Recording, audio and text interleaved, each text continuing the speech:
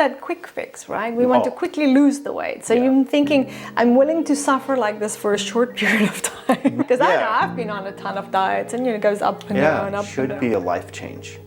It should be a process of education that says, all right, what should I be eating? What is good for my body? I went into a mode of taking care of her and kind of neglecting myself. And that's very powerful, because that right there is something that a lot of us can hear and look at and say, hey, look out for that. Look out. Like, beware of that. It's good to take care of people, but never to the detriment of not taking care of yourself.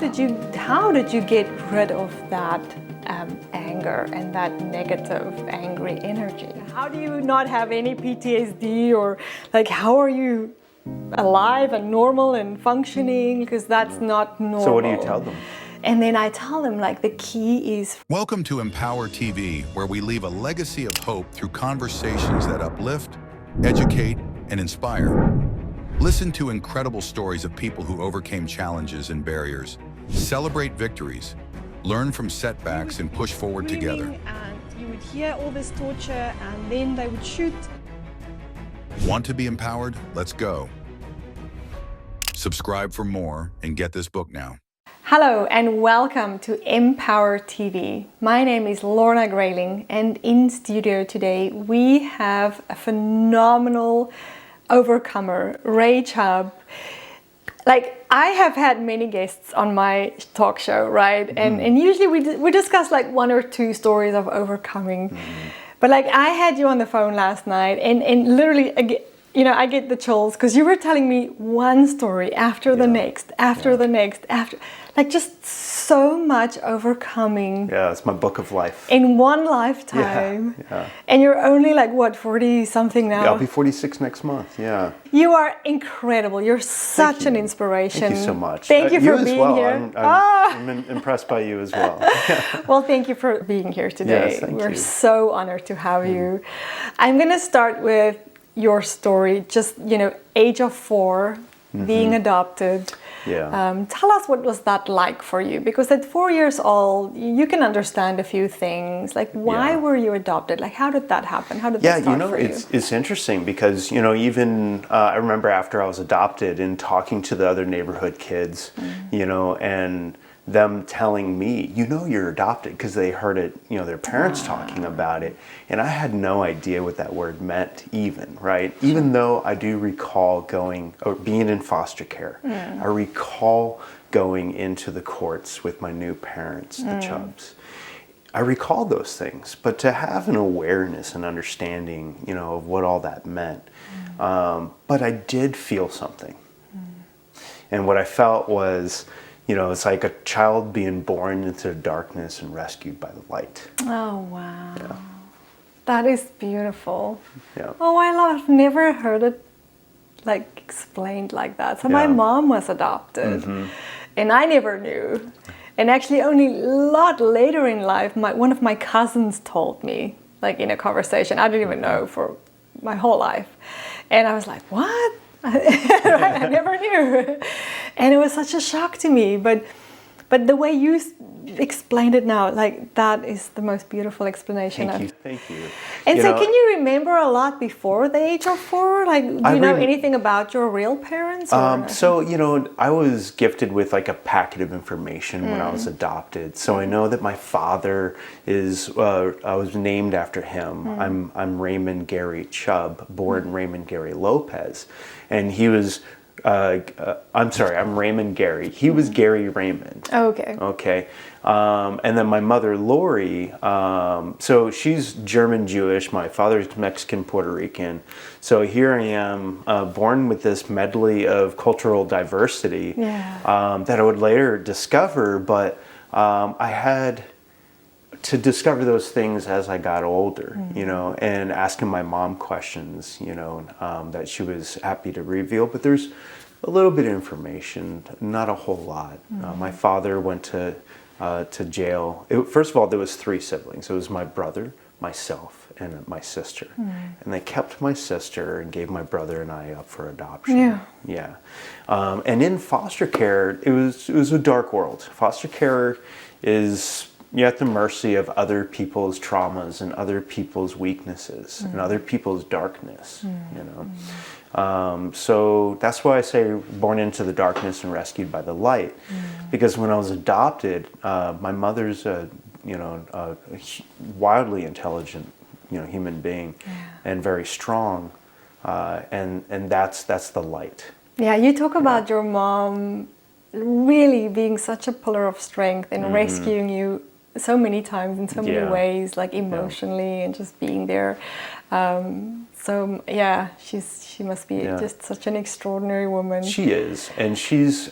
I would describe her as, when you read about someone describing their parent and an old school type of person that they never said a bad word about another person. That's my mom. She's a biochemist, right? She's a biochemist. Super She intelligent. was the first of 7 women to go to LaSalle University. Wow. So she's very brilliant, but very humble.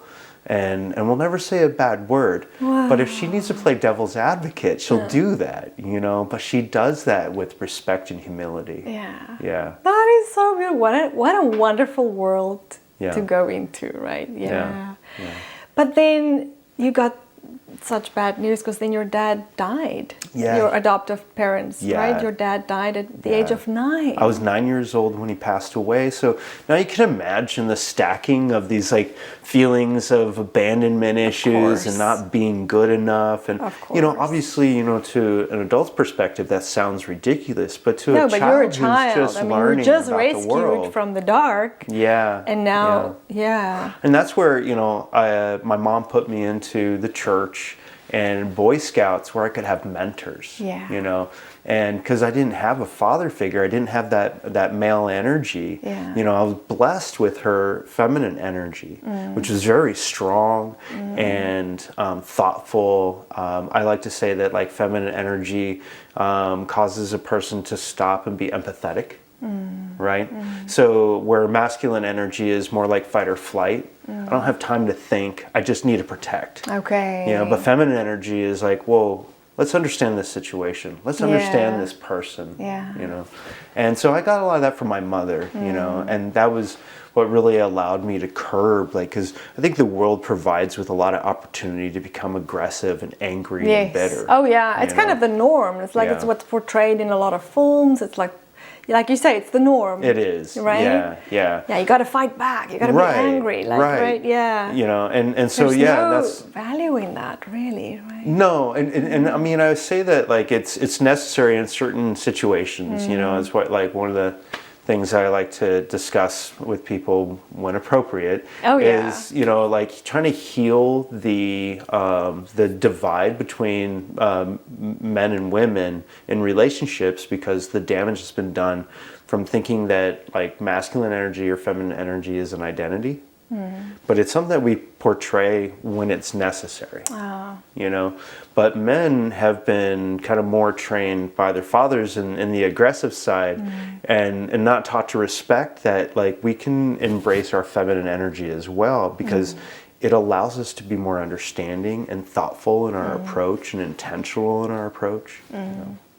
And so with your dad dying at the age of 9 as a child, do you think did you ever have a fear, maybe even just silently, that now you would be given back to the foster care, or right? Because I mean, it's not like you would have that in your home, no one would say that, but I'm sure as a child, I don't know, an underlying, okay, what's going to happen to me now? Absolutely. Right? And I would say that even that goes into self-sabotaging behaviors. This is an area, and that's a really great point you bring up, because it's that's an area where I start to learning to self-sabotage myself. It's am I good enough? Right. I'm going to manifest destiny, right? I'm going to manifest my fears by acting out.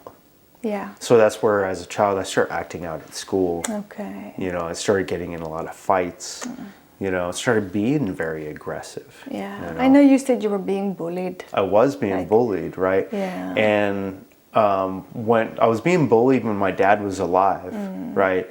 And because of past, being bullied by the adults in my life, it crushed me into a very small person as a child. I didn't feel like free to develop and just be who I wanted to be. I was always afraid of saying the wrong thing or doing the wrong thing. And then when my dad died, I just kind of became this explosive lion and just started fighting everybody. Yeah. So darkness really took a hold of me. They say bullies are really people who are in so much pain, right? Indeed. And then they take that pain out on other people. Yeah. You hear it all the time. Yeah. And that's why I think a lot of times we've heard the saying, like, the answer is always love. Yes, of course. Yes. Love and forgiveness. Love and forgiveness, right. It's the most powerful thing in the whole world. When I speak at events and people hear, like, what I've been through and what my family's been through and all that, and then they hear all that and they're like, but how are you guys so normal? Like, how do you not have any PTSD, or like, how are you alive and normal and functioning? Because that's not normal. So what do you tell them? And then I tell them, like, the key is forgiveness and love. Like, there is no other. And then, of course, doing the work, right? Yeah. Going for therapy, going through, doing the work, working within yourself. Yeah, but it starts with forgiveness. Yeah, You've got to forgive the perpetrators. Yeah. You've got to forgive yourself. It always starts with forgiveness. That gives you the clean slate and the power to start. Yeah, if you don't have starting that, with forgiving self, right? I forgive myself for making that mistake to begin with. Right? Let's start with, It's the most powerful thing you really can is. ever do. You will get nowhere if you do not start with forgiveness. You might progress a little bit, but you will always fall back. It'll always come out somewhere else again, right? Exactly. Yeah. So powerful. Yeah, indeed. So, wow, so that's the journey of school and bullying and all that. How did you get out of the bullying? Like, your high school, like, if you say you became the bully, was it like at school, or like, how do you, I wanted to show unpack people, that for me. I wanted to show people I'm the wrong guy to mess with. Okay. That was the idea. Gotcha. Like I said, that lion in me kind of came out, and it was like, I really want this bullying to stop. And guess what? I'm not a small guy. So I'm just going to make them. Okay. And, but then, like, a dear friend of mine, he said to me, Ray, you're not going to keep your friends if you keep punching them in the face, bro. Good advice. And it was really the most pivotal, I mean, there's a lot of great advice that I could point to throughout times in my life, but that was probably the most important piece of advice I got from a peer in my whole life, because it made so much sense to me. And I've always, like to give myself the credit that says, like, I've been good at taking good advice from people. That's a good thing for people to get good at, Yeah. And I said, wow, it kind of makes sense. I think I'm going to stop punching the people that I actually like, because it just became a trigger of mine, a way of reacting to my frustration, my inner angst. But how powerful is that, right? Because that's something that we don't always think about, is like, I'm acting a certain way and how that is going to affect my life. We don't always think about that. But then he came at that right moment, kind of just explaining to you in such a simple way, simple language. Like, hey, if you keep doing this, you're going to have that. Man. No, I found that I still had this kind of aggressive energy in me, though, So I'm starting to use, the logic that he bestowed upon me, and I'm trying to apply it and understand it. But I still had that energy, so I started, I would fight the bullies. Okay. You put all your aggressive.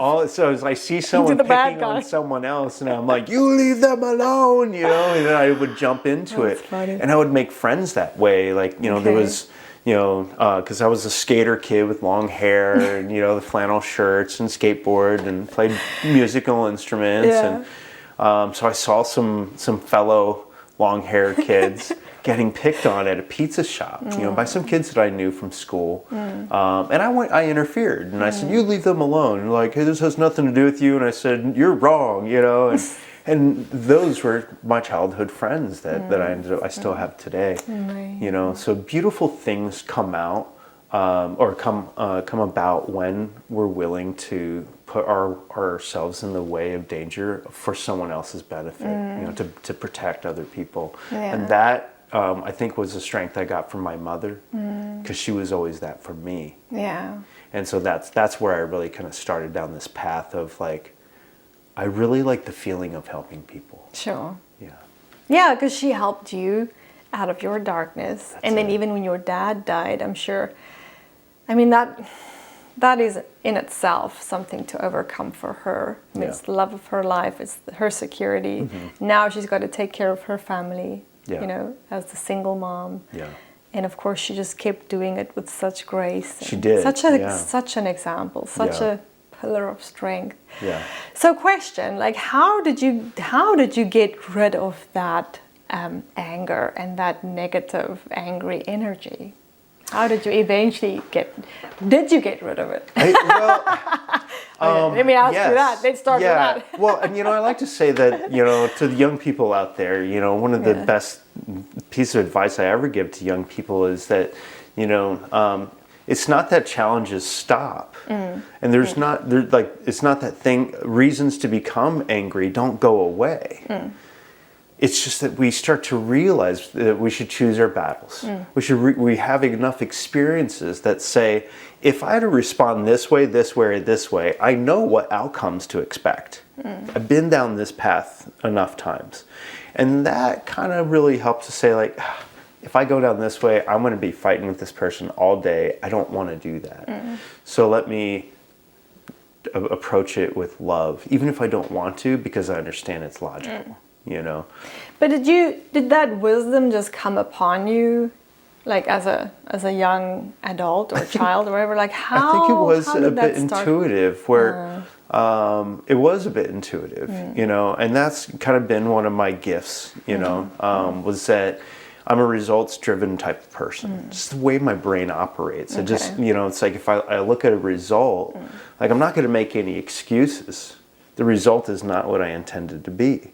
And so that path to what led to that, like I need to change that, no question, right?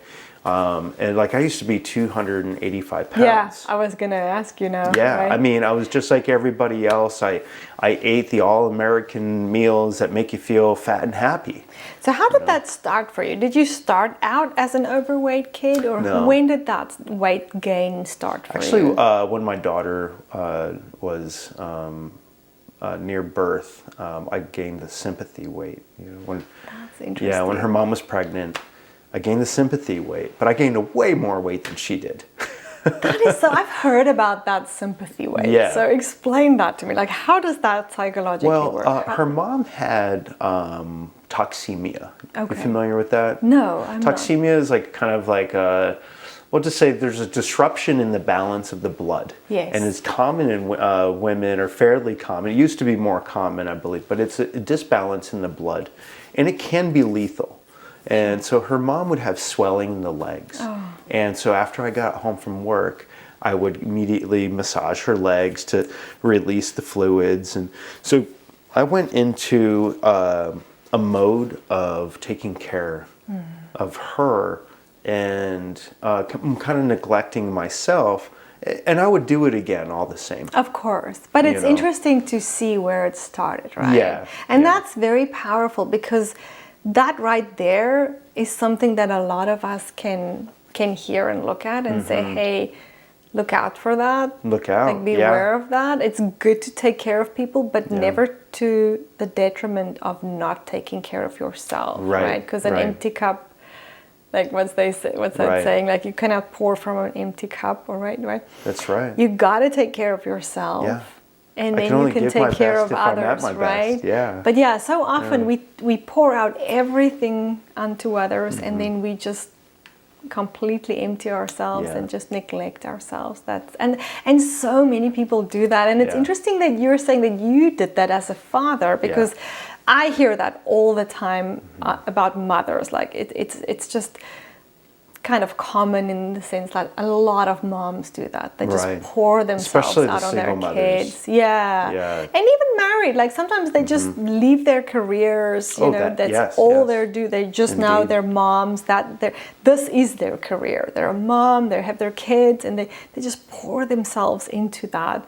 And then the kids that go out of the house and they're just like empty. Like they don't know there's nothing left. And I've spoken to quite a few women that just it's a very, very hard place to be sometimes, and imagine so. to kind of come back from that and find yourself. And then often at that age the marriage breaks up, or the guy finds a younger girl or whatever, you know, those kind of scenarios happens, and then this mom who's spent her life on the family, now she has to find herself again, and it's a whole thing. But anyway, that's like, I just went off on a whole different tangent, but I mean, it's really part of like the fact that we're all struggling in different ways, you know. Absolutely. And if we sit down and listen to each other's testimonies, we'll see that we're not alone in suffering. We're not alone in struggling. Right. You know, and we can lean on each other. And we all have something to give. Like, I did this worked for me. Like, this is how I got my healing, and we can all draw from that. It's so powerful. So you started your weight gain like with the pregnancy, and then did it just gradually increase, like over how many years? Like, how does that, is it just bad habits that keeps on forming? Like, how does that, I feel like, I don't know, to be honest, I felt like it was bad habits that I had already. And, you know, there was, you know, turning a certain age, it was my early 20s, but, you know, it's turning a certain age where my body changed a little bit, and I probably got a little bit worse in the already bad habits, you know, because I had a really bad attitude towards greens, eating vegetables, fruits and vegetables, you know, hey, would you like a salad? I'm like, what do I look like, nuts? A rabbit?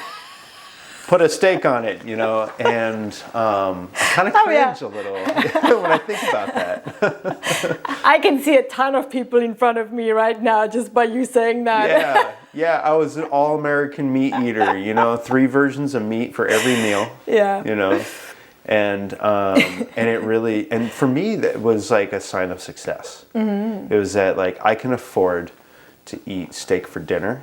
I can afford to eat, you know, chicken fried steak for breakfast with sausage. You know, I can eat a burger for lunch, and I wasn't paying attention to what I should eat, and I was just focused on what I could eat. Sure. Yeah.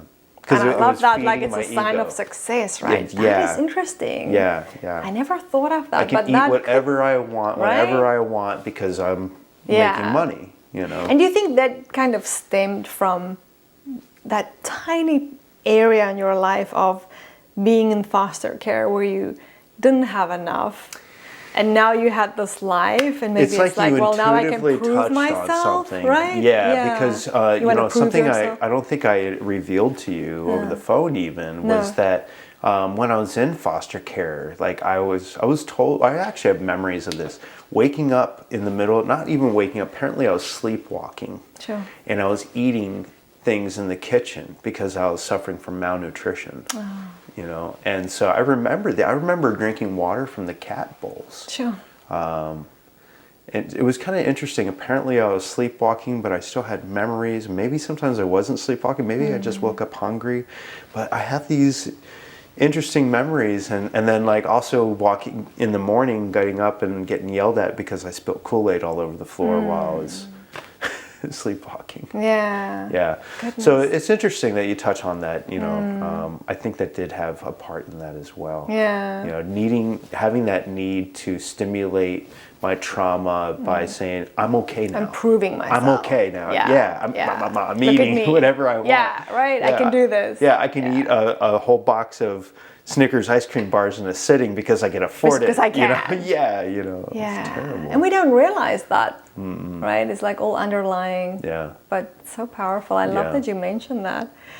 And so, I mean, how did your weight journey change? Because Because you're 280. 285, size 55 waist. And look at, I mean, you look size 28 incredible, now. right? So Yeah, you've thank gone, your weight is, I mean, it's not even, it's amazing. And you've been able to reverse your age with like 10 years as well. If you look at pictures of me at 40, I look older at 40 than I do today. Goodness. Yeah, yeah. And so how did that start for you? When was that moment where you're like, okay, well, look at me, how am I going to change that? How did that happen for you? I was laying in bed. I was 34 years old. Yeah. And I realized that I am not getting good sleep because I'm so heavy that I can't breathe. I can't breathe when I lay on my back because my belly is so heavy, it's weighing on me and putting weight on my diaphragm, and my lungs can't expand properly. Same reason I can't sleep on my stomach. Yeah. You know, so it was becoming difficult for me to sleep properly, and that I started thinking I had arthritis in all my joints. I started researching like eating 2 pounds of cherries in a sitting so I can, you know, disrupt the arthritis that I thought I had. But it was just inflammation from being so overweight, from all the food, and lack of sleep, and the bad food, the acidic foods I was eating. So and I remember thinking to myself, well, this seems to be what happens to people. This is just what happens to people. Like at 34. And then all of a sudden I said, I don't want that to be my story. It's just something popped in my head. I don't want that to be my story. I'm going to rewrite my story. Wow. And again, results driven. I said, apparently, I'm not as smart as I think I am. I'm not. I don't want to look like this. And somehow I can't seem to stop it. So that allowed me to seek out information, you know, new knowledge, to say, I'm willing to learn something new. So, Ray, what did you implement to get to the new weight? Because like that for me in itself is phenomenal when someone can lose so much weight and then sustain it for so long. Like you've lost the weight, you've sustained it. It's my new life. I don't struggle with it anymore. Right? Yeah. Because I mean, losing the weight, sometimes a lot of people get that. They can lose the weight, but then it comes back up. Then it lose the weight, comes. Yeah, it's like a roller coaster, right? And I experienced that too at first. Yeah. But you've managed to lose it and then sustain that. How? Yeah. Like, what's the difference between going on a diet and yo-yoing and then actually just losing it and then? Well, that's it exactly. It's like the idea of going on a diet when it should be a life change. It should be a process of education that says, all right, what should I be eating? What is good for my body? You know, and so going on a diet suggests that for a little while I'll stop eating the bad stuff. So it's that mindset already from the beginning is wrong. Yeah, it's saying that I need to reprogram my mind. I need to reprogram my habits so that I'm not, you know, facing the weight ever again, right? That was my objective. Like, I don't want to ever face this, because I went through the roller coaster ride because I was trying to figure out what it was that was causing the weight. How can I get it off? How can I keep it off? So this is a formula I'm trying to create, right? And we want that quick fix, right? We want to quickly lose the weight. So you're thinking, I'm willing to suffer like this for a short period of time, right? So that I can go back to living. Right. And that's one of it's that mindset, right? Because I've been on a ton of diets, and it goes up and down, up and down. And I always say and anything that you shouldn't do, like the keto diet. People say like, it works great, but you can't do it long term because you go into psychosis or something like that. You know, I might be saying it incorrectly, but they say there's a warning that you can't do some of these diets for too long because you'll suffer a consequence. And I say, well, if you shouldn't do it for too long, you probably shouldn't do it. Because we are looking for long-term results. You want a lifestyle change. Yeah. So I did, so going back to the beginning, what I did was I said, you know, I'm willing to learn something new. And here's a caveat that I'm going to put in front of this willingness to learn, is that if someone's trying to sell me anything, I'm going to be automatically suspicious.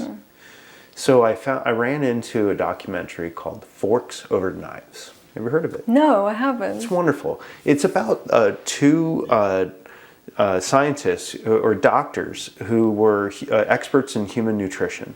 And they were assigned by the UN to feed the starving around the world. And they said, all right, well, if we're going to send food to the starving around the world, what should we send them? What would sustain the human body the best? And they identified, like, that's why you hear about porridge. So plant-based foods is actually the most sustainable foods for the human body. Now, for someone like the meat eater that I was, this was terrible news. I know, right? Absolutely. What the are you, a worst rabbit? news. I was like, you got to be kidding me. Because they weren't, in the documentary, they weren't trying to sell me anything. Yeah. They weren't trying to sell me a book or a plan or food or supplements or anything like that. They were just sharing in a documentary their research that showed what they should feed starving people around the world. That's it.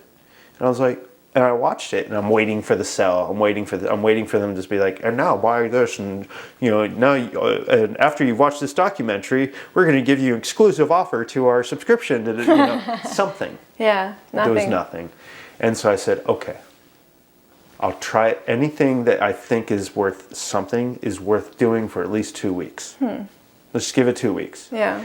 And so what they said was, in this documentary, here's the formula. 10% of our entire diet. Now they said it's more like, I think it was like 13 to 15% of our entire diet should be animal protein and the rest should be plant-based. So they weren't advocating for eating no meat. They were just saying we become cancerous if we're eating over 15% animal proteins. So I said, you know what, let's make it easy. Let's keep it 10%, right? And I was trying to figure out, should I eat a little bit for each meal? But that was driving me crazy, like a little bite of steak. And I'm like, just get my palate going. Come on, Yeah. So it's like, okay, well, what if I just ate it for one meal? Yeah. And then I try to figure out the formula. Which meal should I eat it for, right? Well, it turns out plant-based proteins, when you eat them, they process and become available within 3 to 4 hours. Animal proteins become available with about 12 to 13 hours. So I realized very quickly that eating meat at dinner time was the best option for me. And I'll tell you, within a year, I'd lost all the weight.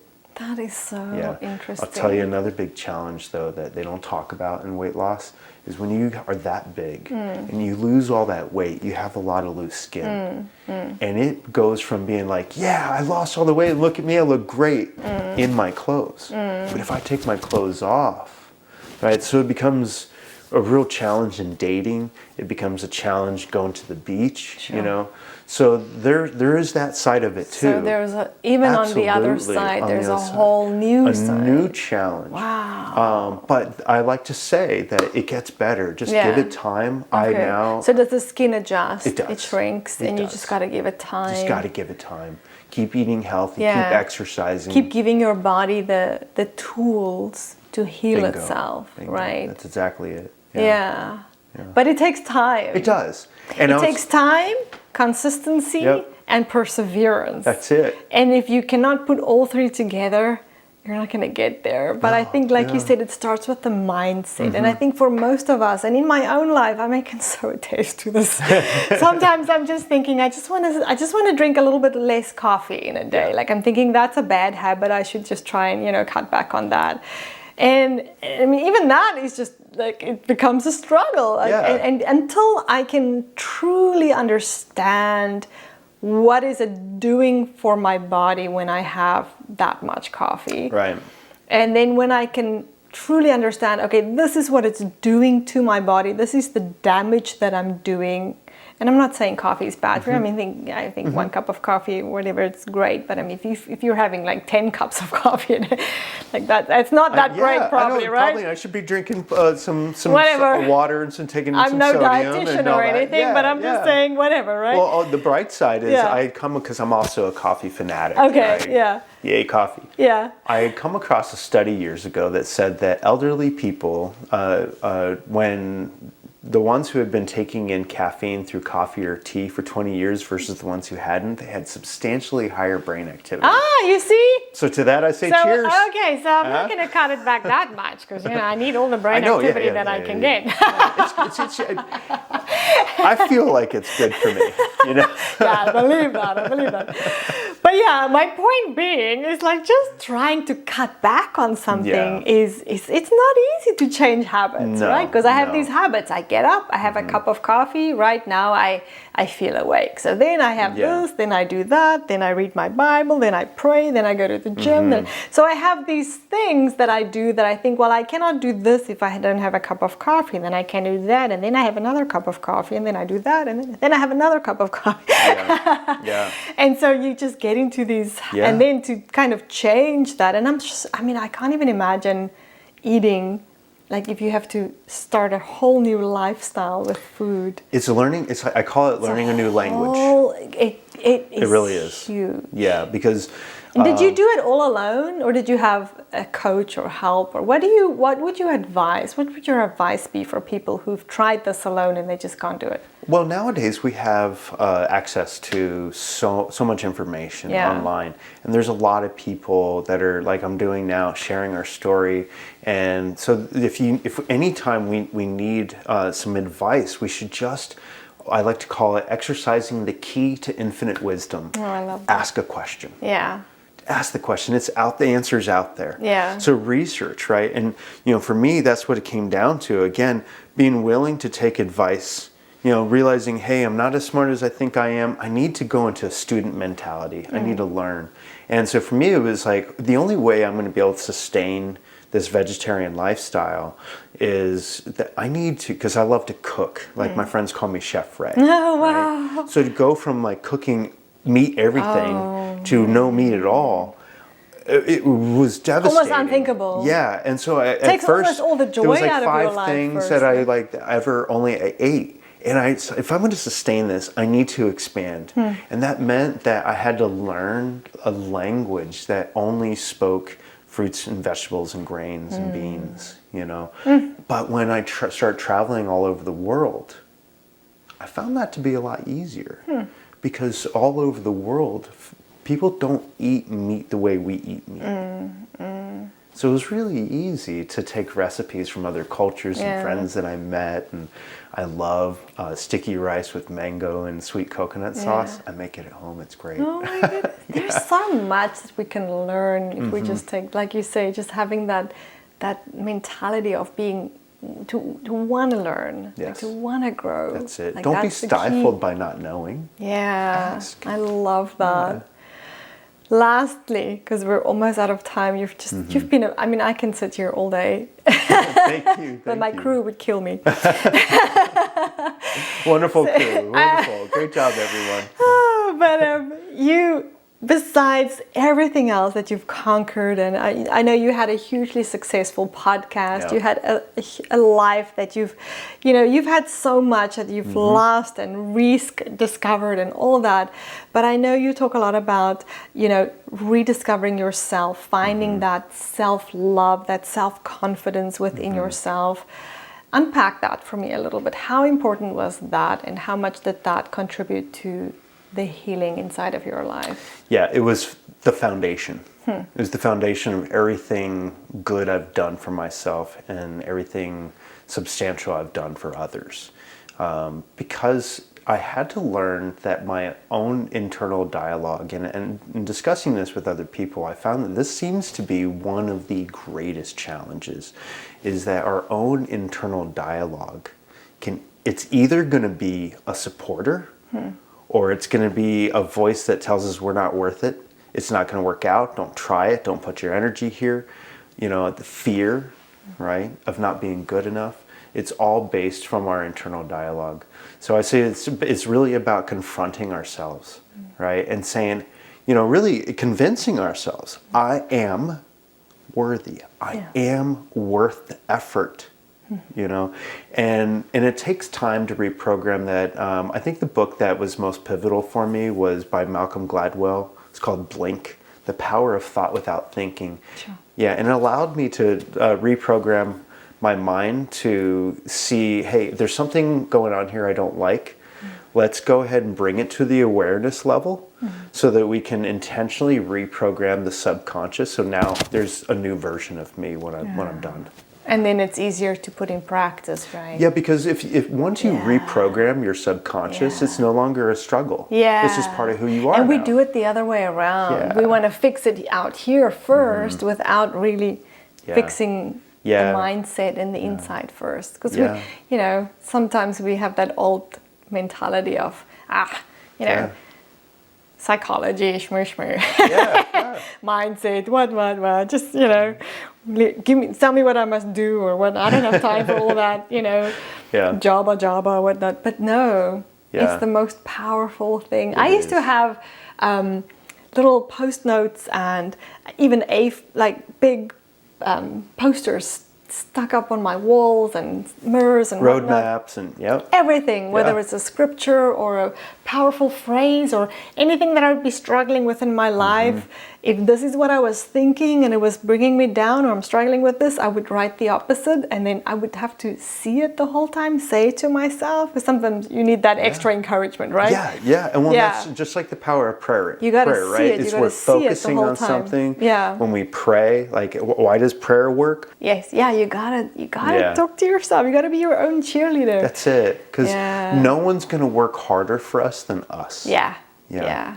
we gotta do that. Yeah. You've been amazing. You've been wonderful. Thank you so much. Final thought that you want to leave with our guests. I like to let people know that whatever we're going through in our life, I find that going into a service mode, serving other people Sure. helps us get out of our own issues. If I'm feeling void of purpose in life, if I volunteer, I'm now giving myself purpose, right? If I'm feeling like there's I feel like my life isn't that good, and if I go serve someone, I'm probably serving someone who's probably going through something worse than me. So really going into acts of service, showing up for other people is a really great way to get out of us and really find that encouragement and show ourselves our self-worth that says, hey, I'm helping someone, I'm a good person, and therefore I'm worth it. I love that. And it just takes you out of your own mind. Yes. It's awesome. I read something the other day and it totally relates to this. It says if you're waiting for something to change or for something great to come into your life, do what waiters do, serve. That's it. That's it. So It is so such simple. Yeah, it's ancient wisdom. We should just practice right? it. Yeah. You're waiting, serve. Thank you so much. You've been Thank you. awesome, Ray. Thank you for coming. It's my pleasure. You're amazing. You too. And that is it from me, Lorna Grayling and M-powerTV. Don't forget to like, share and subscribe to our episodes. And until next week, goodbye.